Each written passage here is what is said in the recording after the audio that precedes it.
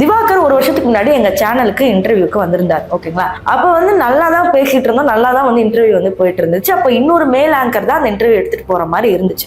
ஆனா நிஜமாவே எனக்கு அந்த பொண்ணு தான் வேணும், அந்த பொண்ணு தான் இன்டர்வியூ எடுக்கணும் அப்படிங்கிற மாதிரி வந்து ஒரு கான்ட்ரவர்சி அங்க நடந்துட்டு இருந்துச்சு. அதன் பிறகு என்னன்னா, நம்ம ஒரு ஃப்ரெண்ட்லியா ஒரு ஹேண்ட் ஷேக் கொடுப்போம். எல்லாரும் யார் வந்தாலும் இந்த இன்டர்வியூல நம்ம கொடுக்கறது இருக்கதான் செய்யுது. உடனே கையை பிடிச்சி அது பண்ணோன்னா ரொம்ப எனக்கு அன்கம்ஃபர்டபுள் ஆச்சு. அந்த இடத்துலயே பெரிய பிரச்சனையும் வந்துச்சு. அதை போய் பார்த்துட்டு வாங்க.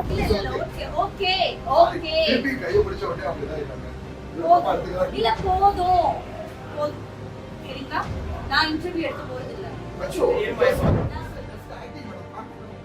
இந்த வீடியோ வந்து சமூக வலைத்தளங்கள்லாம் அப்போ ட்ரெண்ட் ஆச்சு. ஏன்னா அப்போ நம்ம எக்ஸ்போஸ் பண்ணிட்டோம்.